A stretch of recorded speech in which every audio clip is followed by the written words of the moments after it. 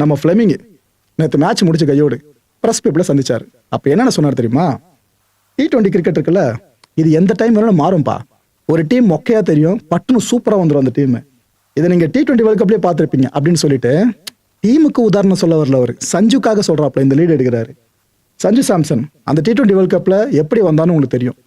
அவர் அந்த ஃபார்மில் ஃபுல்லாக இருந்தார் பார்த்தீங்களா? அப்பெல்லாம் அச்சு பொழந்தாப்புல ஒரு டேஞ்சரஸான பிளேயராக எல்லாருக்கும் தெரிஞ்சாப்புல. நாம சஞ்சுவை பேக் பண்ணணும் அப்படின்ட்டு இப்போ பேச ஆரம்பிச்சிருக்காரு. ஒரு விஷயம் நல்லா மைண்டில் வச்சுங்க, கிரிக்கெட் அப்படின்றது ஒரு இண்டிவிஜுவல் பர்சனை பேஸ் பண்ண ஸ்போர்ட் கிடையாது. எல்லாரும் ஒழுங்காக பெர்ஃபார்ம் பண்ணணும்.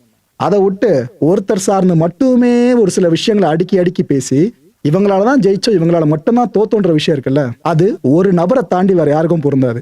அந்த நபர் யாருன்றத கான்டென்ட் முடிவை நீங்களே தெரிஞ்சுப்பீங்க. நமக்கு இன்னும் 5 நாட்கள் கேப் இருக்கு. எதுக்கு? அடுத்த மேட்சுக்கா. பாருங்க, முதல்ல சிஎஸ்கே டீம்லாம் அடுத்த மேட்ச் யார் வாங்க அப்படின்னு நம்ம ரெடியா இருப்போம். வர்ற டீம் கொஞ்சம் பதறிட்டு வரும். அது சேப்பாக்கல மேட்ச் அப்படின்னா அந்த டீம் 2 பாயிண்ட்ஸ் கொடுத்துட்டு போயிடணும், அவ்வளவுதான். ஏன்னா நம்ம தான் அங்க ராஜா. அப்படி இருந்த கோட்டையும் தகர்த்தாச்சு, அதை விடுங்க. இப்ப அடுத்த மேட்சுக்கு நம்ம 5 நாட்கள் கேப் இருக்கான். எதுக்காகவாமா? டெவால் பிரேவிஸ் இருக்கார்ல, அவரு கண்டிப்பா டீமுக்குள்ள திரும்பிடுவார் அப்படின்னு நம்பிக்கை தெரிவிச்சிருக்காரு ஃபிளெமிங். அது கூட கன்ஃபார்மா சொல்ல முடியல, நம்பிக்கை தெரிவிச்சிருக்காப்புல. ஸோ நாம இந்த ஒரு ஸ்பைனை எந்த அளவுக்கு மிஸ் பண்றோம்னு இப்போ கிளியரா தெரியுதுல நம்ம டெவால் பிரேவிஸை. ஏன்னா நம்மளுக்கு அந்த இன்டென்ட்டை காட்டுற பிளேயரு சுத்தமா இல்லை டீம்ல, ஒருத்தர் கூட கிடையாது. இப்போ சர்ஃபஸை பார்த்தா நம்பிக்கை வருது, அவ்வளோதான். மற்றபடி நீங்க யாரையும் பெருசாக கையும் காட்ட முடியாது. இந்த ஒரு பிளேயரோட பேட் அங்கே பவுண்டரி லைன்ல வச்சுட்டு உள்ள களத்துக்கு வரும்போது அந்த வைப் ஒன்று கிரியேட் ஆகுமே, எந்த பிளேயரால பண்ண முடியும்? அதுவும் சும்மா பாவலா காமிச்சிட்டு போற பிளேயர் கிடையாது, வச்சு பொழப்பாப்ல. ஆனா அவரை ரொம்ப ரொம்ப ரொம்ப ரொம்ப மிஸ் பண்ணிட்டு இருக்கோம். ஆனா நம்ம டீமை பத்தி ஒரே ஒரு விஷயம் சொல்லட்டுமா பாசிட்டிவா?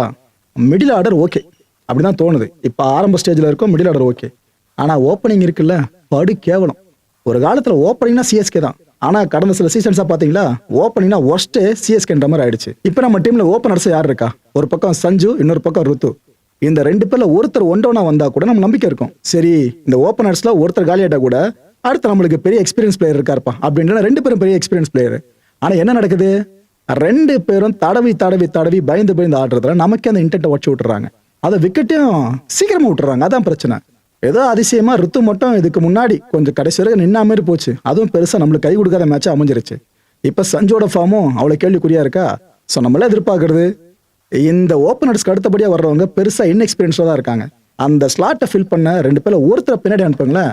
ஆயுஷ் அந்த பையன் நல்லா தானே ஆடுறாரு, அவரை ஓப்பன் பண்ண விடலாமேப்பா. எதுக்குப்பா பின்னாடி தள்ளி வருவீங்கன்னு தெரியல இது வரைக்கும்.